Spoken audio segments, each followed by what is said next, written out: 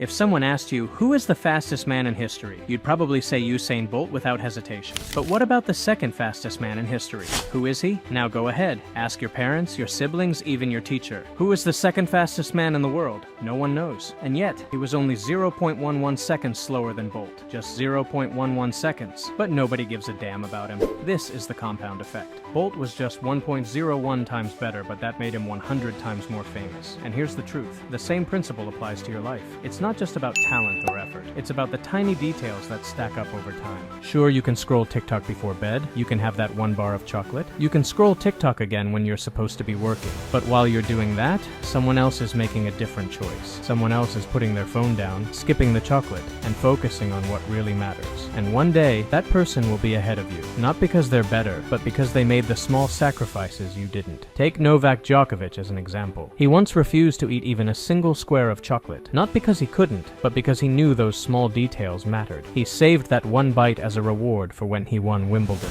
That's the level of discipline that creates champions. Now let me ask you something. Have you ever thought about why so many people get stuck in life? Here's the truth. The body ages with time, but the mind ages with work. Your physical body might be 15 years old, but your mind can be 200 if you've been grinding. If you've been learning, working, and growing, you're already ahead of most adults. Look around. Kids today are smarter, more driven, and making more money than some grown-ups ever will. It's not about age, it's about mindset. And let me tell you something else. If you're still watching this video, you're different. You're an outlier. 99% of people wouldn't even finish this. Why? Because they'd rather stay comfortable. They'd rather scroll past, ignore the truth, and stick to their habits. But not you. So if this video resonated with you, I'd really appreciate it if you let me know by giving it a like. And if you'd like to hear more of these thoughts, consider subscribing to this channel. It would mean a lot to me, and I'd love to keep sharing ideas that might inspire or help you in some way.